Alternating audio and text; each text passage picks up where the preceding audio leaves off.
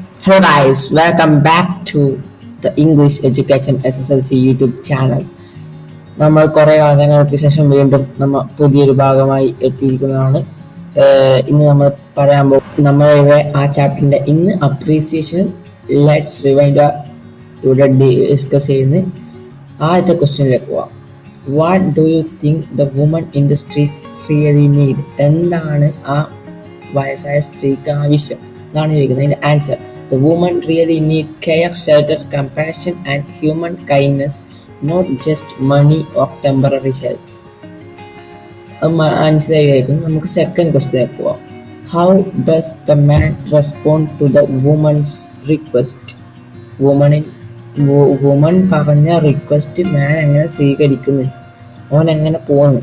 Ignore ചെയ്തിട്ടാണോ മനസ്സിലാക്കാനാണോ പോകുന്നത്? അതിന് answer: He ignores her, pretends not to hear and walks away whistling, showing indifference to her suffering. അതാണ് അതിൻ്റെ answer. നമുക്ക് അടുത്ത ക്വസ്റ്റ്യനിലേക്ക് പോകാം. അടുത്ത ക്വസ്റ്റ്യൻ ഇതാ guys. Why does the writer ask us to think twice? എന്തിനാണ് റൈറ്റർ നമ്മളോട് രണ്ടാമത് ആലോചിക്കാൻ പറഞ്ഞത്? അതിന്റെ ആൻസർ ഇതാ. The writer asks us to think twice so that we reflect on the suffering of others and recognize our responsibility to help those less fortunate.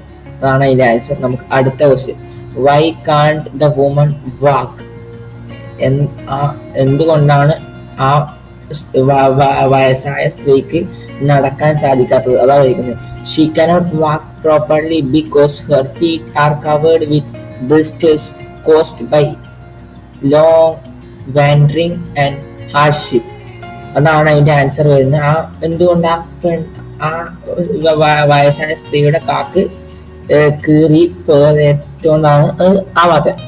നമുക്ക് let's റിവൈൻഡിലത്തെ അഞ്ചാമത്തെ ക്വസ്റ്റ്യനിലേക്ക് പോവാം. ഇതാണ് ഗൈസ് അഞ്ചാമത്തെ question. Comment on the significance of the line is there nothing more anybody can do? അതിൽ പറയുന്നത് വെച്ചാൽ ഇതിന്റെ അർത്ഥം ആ തന്ന ലൈൻ എന്നാണ് മനസ്സിലാക്കുന്നത്. അതിന്റെ അർത്ഥം അതിന്റെ ആൻസർ അതാ. The line shows helplessness and appeals to humanity, suggesting the society must take action instead of ignoring the poor. അതാണ് ആ ക്വസ്റ്റ്യന്റെ ആൻസർ. നമുക്ക് ആറാമത്തെ ക്വസ്റ്റ്യനിലേക്ക് പോകാം. Why is the woman always being asked to move on?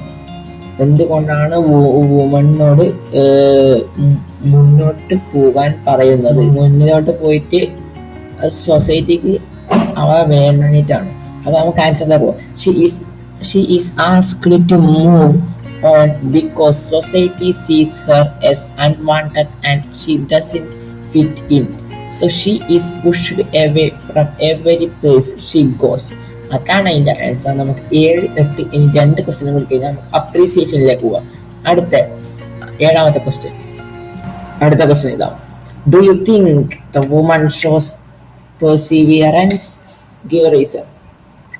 ആ woman കഠിനാധ്വാനം ചെയ്യുന്നുണ്ടോ അല്ലെങ്കിൽ ആ വുമണി അത്ര ഇതുണ്ടോ? അതാണ് ചോദിക്കുന്നത്. അതിന്റെ answer yes, the woman shows Perseverance because despite her pain and blisters she keeps trying to walk and survive. Her effort to move forward shows her inner strength. അതാണ് അതിൽ പറയുന്നത്. അതന്നെ ആ ക്വസ്റ്റ്യൻ അർത്ഥം തന്നെ. ആ ഡെസ്പൈറ്റ് ആ വുമണി എഫേർട്ട് ഇടുന്നുണ്ടോ, ഒന്നും കയ്യാണ്ട് ഇരിക്കുകയല്ല. ആ വുമണി കാല് വയ്യാനിട്ടും ആ പെണ്ണുങ്ങ ട്രൈയിങ്. That's the answer. നമുക്ക് അടുത്ത ക്വസ്റ്റ്യൻ, എട്ടാമത്തെ question. What in your opinion is the message of the song? സോങ്ങിന് കൊടുക്കുന്ന മെസ്സേജ് എന്താണ്? അതാണ് ചോദിക്കുന്നത്. അതിന്റെ ക്വസ്റ്റ്യൻ അർത്ഥം what in your opinion is the message of the song. ആ സോങ്ങിന്റെ മെസ്സേജ് എന്താണ്? ആ സോങ് നമുക്ക് തരുന്നത് തന്നെ പറയുന്നത്. And answer. The message of the song is the society must not ignore the poor and homeless. It remains us to show compassion, think about others' suffering, and act with humanity.